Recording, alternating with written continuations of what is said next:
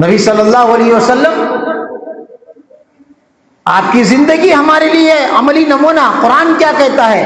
انا ارسلناک شاہدا و مبشرا و نذیرا. ہم نے تو خوشخبری دینے والا ڈرانے والا بنا کر کے بھیجا. وما ارسلناک الا رحمتا للعالمین. ہم نے تو نبی علیہ الصلوۃ والسلام کو سارے جہاں کے لیے رحمت بنا کر کے بھیجا آپ صلی اللہ علیہ وسلم نے. اور چلیے جو معاشرہ آپ صلی اللہ علیہ وسلم ہم کو دے کر کے گئے اس معاشرے کے متعلق میں بتا دوں. نبی کی زندگی، نبی پیدا کیسے ہوئے، نبی وفات کیسے پائے، نبی کی زندگی میں کیا کیا واقعات ہوئے، آمینہ کے ساتھ کیا معاملہ پیش آیا، یہ ساری باتیں ہم سنتے رہتے ہیں. لیکن کبھی ہم نے یہ نہیں سنا کہ آپ نے معاشرہ کیسا تیار کیا تھا، آپ نے سماج کیسا بنایا تھا. آپ صلی اللہ علیہ وسلم نے دیکھا ایک صحابی اپنے مزدور کو ڈانٹ رہے ہیں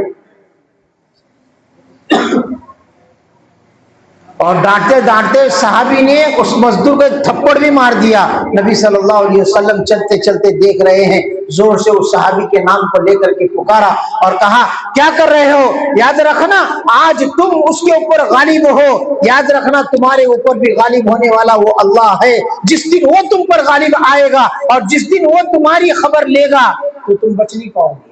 یہ مزدوروں کے حقوق نبی نے بتائے.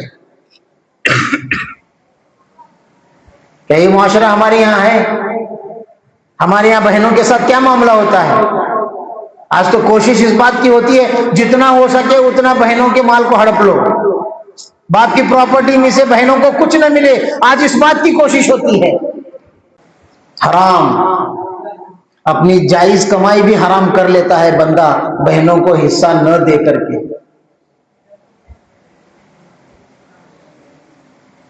مزدوروں کے ساتھ یہ معاملہ ہوتا ہے.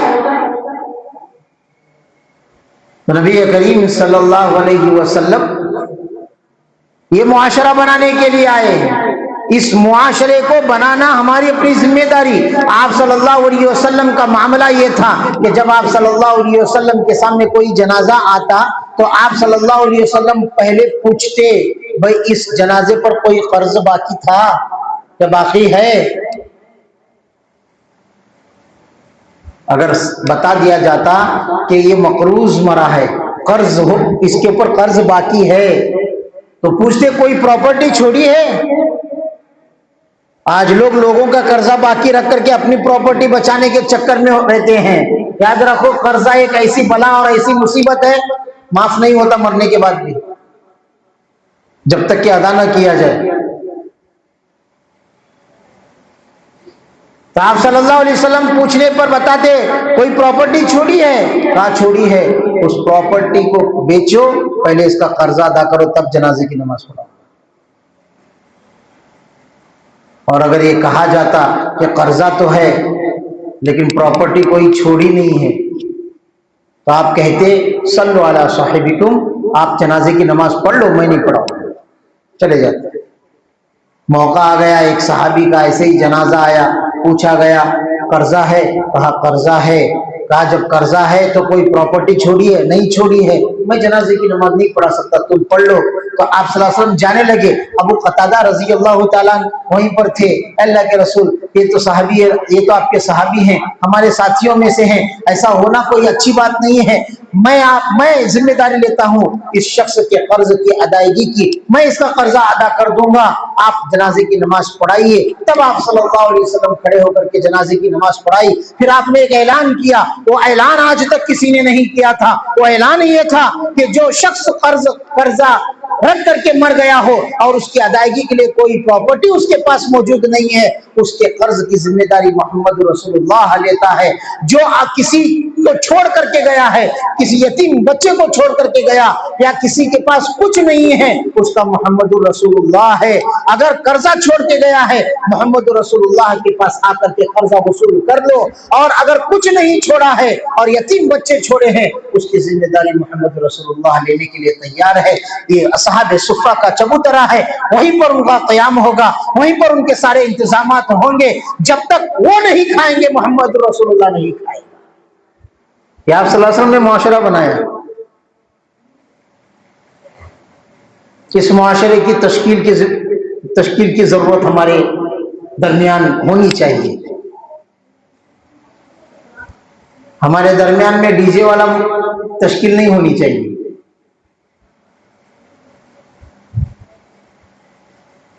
نبی علیہ الصلوۃ والسلام تو یہ کر کے گئے اور ان کی پیدائش کے نام پر ہم ناچ رہے ہیں. علامہ اقبال کہا کرتے تھے، علامہ اقبال وہ شخص ہیں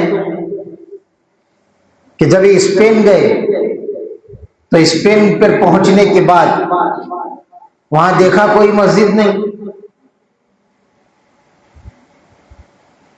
کوئی مدرسہ نہیں، اذان کی آواز کہیں سے آ ہی نہیں رہی ہے. تو پوچھنے پر اور تحقیق کرنے پر معلوم ہوا کہ ایک زمانے کے اندر یہاں پر 700 یا 800 سال تک مسلمانوں نے حکومت کی ہے، اور آج حال یہ ہے کہ ایک مسجد نہیں ہے. مسجدیں چرچ میں تبدیل کر دی گئی، اور لائبریریاں اور چرچ میں تبدیل کر دیے گئے، بازاروں میں اور میوزیم میں تبدیل کر دیے گیا. یہ حال یہاں پر آج ہو چکا ہے. اور اسی ملک کے اندر ایک زمانے میں 800 سال تک مسلمانوں نے حکومت کی. وجہ معلوم کی، پتا چلا کہ یہاں لوگوں نے ایک سازش کی اور لوگوں کا تعلق علماء سے ختم کر دیا، جس کی وجہ سے ارتداد عام ہو گیا. لوگوں نے اسلام کو چھوڑ دیا اور دھیرے دھیرے کر کے اسلام یہاں سے ختم ہوتا رہا، اور مسجدیں چرچ بن گئی، مسجدیں میوزیم بن گئی، اور اسلام یہاں پر آج اذان کی آواز بھی نہیں ہے. آج مدرسے بھی ختم ہو گئے، مسجدیں بھی ویران پڑی. کوششیں یہی ہو رہی ہے، علماء سے عوام کا تعلق ختم کر دیا جائے. پھر علامہ اقبال نے کہا کہ یہ مسجدیں اور مدرسے ہی ہیں، ان کو باقی رکھو، کہ جس حال میں یہ رہے اس حال میں اس کو باقی رکھو. چٹائی پر بیٹھ کر کے قال اللہ اور قال الرسول کی صدائیں لگانے والے، چٹائی پر بیٹھ کر کے چھوٹے چھوٹے بچوں کو مکتبوں میں پڑھانے والے جب تک ہیں، ایمان کی چنگاری دلوں میں جلتی رہے گی. جب علماء ختم ہو جائیں گے، ارتداد عام ہو جائے گا، اور ایمان والا کوئی دنیا کے اندر دیکھنے کو بھی نہیں. یہ علامہ اقبال کے الفاظ ہیں. پھر وہ اقبال سے، شاعر اقبال سے علامہ اقبال بن گئے. وہ معاشرہ اللہ کے نبی صلی اللہ علیہ وسلم دے کر کے گئے، اس نبی صلی اللہ علیہ وسلم کی محبت میں آج بینر بڑے کے بڑے لگائے جاتے ہیں، آئی لو محمد، اور اسی کے سامنے کھڑے ہو کر کے ناچا جاتا ہے. کہ نبی صلی اللہ علیہ وسلم ناچ گانے کی تعلیم کے لیے دنیا میں آئے تھے؟ یہی علامہ اقبال کہا کرتے تھے. یہ بات میں بتانا چاہتا تھا کہ علامہ اقبال کہا کرتے تھے، اے اللہ کل حشر کے میدان میں رسول اللہ صلی اللہ علیہ وسلم کے سامنے ہمارا حساب کتاب نہ لینا، ورنہ ایسا نہ ہو کہ ہمارا حساب کتاب آپ لیتے رہے، نبی صلی اللہ علیہ وسلم کا حشر کے میدان میں دل دکھتا رہے. ہم نے ڈی جے لگا دیا، ہم نے ناچ گانا کر لیا. اللہ کے واسطے، اللہ کے واسطے، اللہ کے بندو، یہ ڈی جے وغیرہ کے پیچھے پڑ کر کے اپنی آخرت برباد نہ کرو. کل قیامت کے دن جب نبی صلی اللہ علیہ وسلم کھڑے رہیں گے میدان حشر کے اندر، ہمارا نام اعمال کھولا جائے گا، اور جب نام اعمال کھولا جائے گا تو اس کے اندر یہ لکھا ہوا ہوگا، نبی کی پیدائش کے نام پر ناچ گانا یہ کر رہا تھا، نبی کے پیدائش کے نام پر بڑے بڑے گناہ کے اندر یہ مبتلا تھا، اور نبی کی پیدائش کے نام پر گناہ میں مبتلا ہو کر کے پیدائش کا دن منا رہا تھا. نبی جب اس عمل نامے کو دیکھیں گے یا اس کے عمل کے بارے میں سنیں گے، اس نبی کے دل پر کیا بیتے گی. یہ سوچ کر کے تو کم سے کم ہم ان چیزوں سے اپنے آپ کو روکنے والے بن جائیں. بازے جا کر کے چندہ کر رہے ہیں، میں تو کہتا ہوں دینے والے بھی گنہگار، جس نے 10 روپے بھی دیا نا وہ بھی گنہگار. میں نے تو سنا یہاں کے کچھ بچے شراب کی دکان میں جا کر کے پیسے مانگ کے لائے. حلال ہے؟ جلسہ کرنے والے ہوں، تمہیں کھانا کرنے والے ہوں، تمہیں یا نبی کے نام پر سیرت کا کوئی جلسہ لینے والے ہوں، کچھ بھی کرنے والے ہوں، لیکن حرام پیسوں سے کر رہے ہو، کیا ثواب ملے گا یا گناہ ملے گا؟ کیوں اپنی آخرت خراب کر رہے ہو؟ کیا ضرورت ہے اپنی آخرت کو برباد کرنے کی؟ کیا ضرورت ہے اپنی قبر کو برباد کرنے کی؟ ہم نیکی سمجھ کر کے کر رہے ہیں، کہیں ایسا نہ ہو کہ ہمارا ایمان ختم ہو جائے. اور کسی مولانا نے منع کر دیا تو مولانا کے آنکھ پر ہی جاتے ہیں، اتنے بہادر ہو گئے. कॉलोनी के बच्चे कितने बहादुर, किसी फिल्म की स्टोरी सुना रहा है मौलाना। जिनको सुनाना था वही लोग नहीं है, क्या सुनाएंगे। हाँ, नबी का वो मुआशरा जो था, किसी कहने वाले ने कहा कि पिछले साल जो मनाया गया मिलादुन नबी के नाम पर, बिदअत और खुराफात, गुनाह के काम अलल ऐलान इतने हुए, लाखों रुपया खर्च कर दिया आपने, मुसलमानों ने लाखों रुपया खर्च कर दिया। इन लाखों रुपयों के जरिए से आप अस्पताल कायम करो, इन लाखों रुपए के जरिए से यतीमों के लिए, मिस्कीनों के लिए, जरूरतमंदों के लिए कोई ऐसा कारोबार शुरू किया जाए जिससे मुस्लिम मुआशरा तरक्की करे दुनियावी एतबार से। ये क्यों नहीं करते?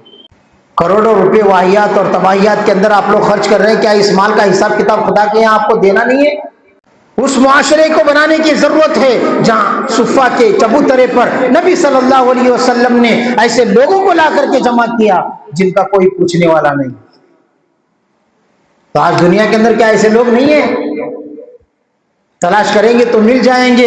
ऐसे लोगों के लिए कोई इंतजाम दुनिया के एतबार से अगर हम कर लेंगे, दुनियावी जिंदगी सुकून के साथ गुजरेगी। वरना तो खाने के लाले पड़े हुए हैं और जा करके कहीं जिना के अड्डे पर मुसलमान लड़कियां अपनी जिंदगी गुजार रहे हैं, और कहीं देखो तो कुछ चंद टिक्कों की खातिर, चंद रोटी के टुकड़ों की खातिर अपने ईमान को बेचकर कुफ्र में जा करके पड़ रहे हैं।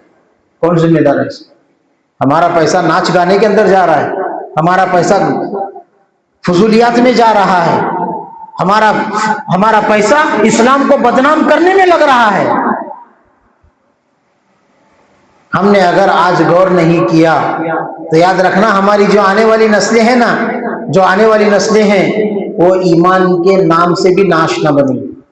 इसलिए जरूरत इस बात की है कि हम फिक्र करें कि नबी अलैहिस्सलातु वस्सलाम की जो जिंदगी थी, नबी सल्लल्लाहु अलैहि वसल्लम के जो कारनामे आपने अपनी जिंदगी के अंदर किए थे, आप सियासी एतबार से हो, मुआशरती एतबार से हो, अखलाक के एतबार से हो, मामलात के एतबार से हो, आप इबादत के एतबार से हो, हर एतबार से नबी की जिंदगी हमारे लिए नमूना है। लक़द कान लकुम फ़ी रसूलिल्लाहि उस्वतुन हसना, कि हमारे लिए नबी की जिंदगी हमारा नमूना है। जिस जिंदगी के जिस फील्ड में, जिंदगी के जिस मैदान में हम काम कर रहे हैं, या जिंदगी के जिस मैदान में हम जिंदगी बसर कर रहे हैं, उस मैदान के अंदर हमारे लिए आप सल्लल्लाहु अलैहि वसल्लम की जिंदगी अमली नमूना है, उसको अपनाने की जरूरत है। इसलिए भाई अल्लाह के वास्ते मैं तो हाथ जोड़ करके कहूंगा कि डीजे वगैरह के पीछे कोई पड़ा हुआ है, कोई अल्लाह के वास्ते ये न करे। हाँ, नबी सल्लल्लाहु अलैहि वसल्लम पर दरूद शरीफ, नमाज में अत्तहियात पढ़ते हैं तभी हम दरूद शरीफ पढ़ते हैं। बाकी टाइम में कोई आदमी एक्स्ट्रा वक्त में तस्बीह लेकर के बैठा हो, रोजाना 100, 200, 300 हम दरूद पढ़ करके अल्लाह के नबी को भेजते हैं, ऐसा कोई माई कलाल है? नहीं है, सिर्फ नमाज में पढ़ते हैं वही है। तो ऐसा करें कि आप सल्लल्लाहु अलैहि वसल्लम के लिए ज्यादा से ज्यादा कसरत से दरूद भेजें, जो क़यामत में नबी सल्लल्लाहु अलैहि वसल्लम की सिफारिश का जरिया बनेगा, क़यामत में नजात का जरिया बनेगा, नबी से कुर्ब का जरिया बनेगा, नबी से करीब जन्नत में बंदा रहेगा। जितना हम दरूद नबी सल्लल्लाहु अलैहि वसल्लम पर, इतने एहसान नबी दुनिया में हमारे लिए करके गए हैं, क्या हम उनके लिए इतना नहीं कर सकते कि हम रोजाना 100, 200, 300 दरूद पढ़ करके नबी सल्लल्लाहु अलैहि वसल्लम को पहुंचा दें? तुम्हारे पहुंचाने की भी जरूरत नहीं है, फरिश्ता मुकर्रर है, इधर तुमने पढ़ा उधर पहुंच गया। इसलिए जो इन चीजों के अंदर माल के एतबार से, सलाहियतों के एतबार से, हर जिस एतबार से भी इन गलत चीजों का साथ देगा, याद रखना वो भी उतना ही गुनहगार है जितना करने वाला गुनहगार। इसलिए बुराई की तरफ रहनुमाई करने वाला बुराई करने वाले की तरह है, नेकियों की तरफ रहनुमाई करने वाला नेकी करने वाले की तरह है। अद्दाल्लु अलल खैरि कफ़ाइली, कि नेकी की तरफ रहनुमाई करने वाला नेकी करने वाले की तरह है, कि नबी का फरमान है। इसलिए जरूरत इस बात की है कि हम वो मुआशरा बनाएं जो नबी सल्लल्लाहु अलैहि वसल्लम दुनिया के अंदर बना करके गए थे। मुआशरे के एतबार से, आप सल्लल्लाहु अलैहि वसल्लम कम्युनिटी के एतबार से जिस चीज का वजूद डाल करके गए थे, वो चीज हमारे दरमियान में से खत्म हो चुकी है। करना है तो वो काम करें जिससे मुआशरे की माली एतबार से हालात बन जाएं। हाँ, आप डीजे के लिए पैसे जमा कर रहे हो, میلاد النبی کے لیے بہت سے لوگ کہتے ہیں ہمیں کھانا کرنے کے واسطے پیسے جمع کر رہے ہیں. ارے بھائی کھانا کرنے کے واسطے پیسے جمع کر رہے ہیں، یہ پیسے جمع کر کے کھانا کرنا جائز ہے کیا؟ تیرے باپ کے گھر سے لا کے تو کھانا کرنا جمع کیوں کر رہا ہے؟ کون کیسے پیسے دے رہا ہے تجھے پتا ہے؟ حرام کا لا کر کے امت کو کھلا رہا ہے، اس لیے اس کی بھی ضرورت نہیں ہے. یہ جو مسائل ہیں جمع کرنے کے، یہ شرعی اعتبار سے بہت ہی نازک مسائل ہیں. مسائل میں پڑھنا نہیں چاہتا اس وقت. اگر کرنا ہے تو کچھ ایک کمیٹی بنا کر کے ایک ایسا معاشرہ بناؤ، ایک ایسے معاشرے کی فلاح کے لیے ایک ایسا نظام تیار کرو. نبی صلی اللہ علیہ وسلم نے جو اصحاب صفہ کے لیے تیار کیا تھا، نبی صلی اللہ علیہ وسلم نے جو مدینے کے اندر قائم کیا تھا، اس معاشرے کو بناؤ جہاں پر مالی اعتبار سے بھی ایمان والے مضبوط بن جائیں. جہاں پر آپ صلی اللہ علیہ وسلم کے راستے پر چلیں گے تو معاشرہ بھی مضبوط بنے گا، صالح معاشرہ بنے گا، اور تو اور ایمان والوں کی ایمان کی حفاظت ہوگی. کریں گے سب انشاءاللہ. اس لیے جس چیز کے پیچھے ہم پڑے ہوئے ہیں وہ چیز جو ہے درست نہیں ہے. گانا بجانا، نبی کی بعثت کا مقصد جہاں پر بہت سارے مقاصد ہیں، وہاں پر نبی کی بعثت کا مقصد یہ بھی ہے، انما بعثت بکسر المزامیر، کہ میں بجانے کے آلات اور گانے کے آلات کو توڑنے کے لیے دنیا میں بھیجا گیا. میوزک کی جو چیزیں ہیں ان کو توڑنے کے لیے بھیجا گیا ہوں. اب موبائل میں جو گانے سننے والا ہے اس کا موبائل بھی توڑ دینا چاہیے، کیونکہ وہ بھی اس کے لیے ایک بجانے کا گانے کا آلہ بن گیا ہے. اللہ ہم سب کی حفاظت کرے. تو بہرحال اس مقصد کے تحت میں جوڑا گیا تھا، اور اللہ کرے بات دل میں اتر جائے اور ہم اس گناہ سے بچ جائیں. مشورہ رکھا گیا تھا کیا کیا جائے اس تعلق سے، لیکن ذمہ داری نہیں ہے. ٹھیک ہے، دعا کر لیں گے پھر. مولانا دعا. اللهم لك الحمد كما ينبغي لجلال وجهك وعظيم سلطانك. اللهم صل وسلم دائما ابدا على حبيبك خير الخلق كلهم، يا اول الاولين يا اخر الاخرين، يا ذا القوة المتين، يا راحم المساكين، يا ذا الجلال والاکرام، یا حنان یا منان، یا فعالا لما يريد. اے اللہ ہم تمام کے صغیرہ کبیرہ گناہوں کو معاف فرما. ربیع الاول کے اس مبارک اور مقدس مہینے کے اندر نبی صلی اللہ علیہ وسلم کو جہاں دنیا کے اندر تو نے وجود بخشا، اے اللہ اس ماہ مبارک کے اندر اے اللہ ہر طرح کے خرافات سے امت کی مسلمہ کی حفاظت فرما، خصوصی طور پر نوجوانوں کی حفاظت فرما. جس مقصد کے لیے یہاں جوڑا گیا تھا، جو کچھ کہا گیا، جو کچھ سنا گیا، اے رب کریم اس کے اندر ہم خود بھی محتاج ہیں کہنے میں، سننے میں. اے اللہ اخلاص کی دولت سے ہمیں مالا مال فرما، للہیت عطا فرما. اے اللہ بدعت اور خرافات اور ان امور سے جن امور سے تیرا نبی ناراض ہوتا ہے، جن امور سے تیری ناراضگی ہوتی ہے، کہیں ایسا نہ ہو کہ اس ناراضگی کے سبب آسمان سے کوئی آگ کا گولا ہم پر برس جائے. اے رب کریم ہم تمام کی ان امور سے حفاظت فرما. اے اللہ نبی علیہ السلام نے جو معاشرہ اپنے دور میں قائم کر کے دنیا سے پردہ فرما گئے، اے اللہ ہمارے معاشرے کے اندر بھی وہی اے اللہ قائم کرنے کی ہمیں توفیق عطا فرما.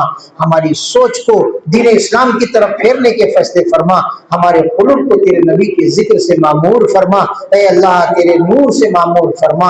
اے اللہ ہمیں صوم و صلاۃ کا پابند بنا، دین کے احکامات کا پابند بنا، حرام سے اور ناجائز امور سے اور شیطان کے اے اللہ وسوسوں سے ہم تمام کی حفاظت فرما. ہم نے جو بیمار ہے شفاء کامل نصیب فرما، پریشان حالوں کی پریشانیوں کو دور فرما. اے اللہ مقروضوں کے قرض کی ادائیگی کا غیب سے شکل صورت پیدا فرما. اے اللہ بن بیاہیوں کے لیے نیک اور صالح جوڑا نصیب فرما. جن کی اولادیں ہیں ان اولاد کو اپنے والدین کے لیے آنکھوں کی ٹھنڈک بنا. اے رب کریم بیماروں کو شفاء عاجلہ کاملہ دائمہ مستمرہ نصیب فرما. اپنے حبیب صلی اللہ علیہ وسلم کے صدقے ہماری دعاؤں کو اپنے فضل سے قبول فرما. صلی اللہ تعالی علی خیر خلقہ وعلی آلہ وصحبہ اجمعین برحمتک یا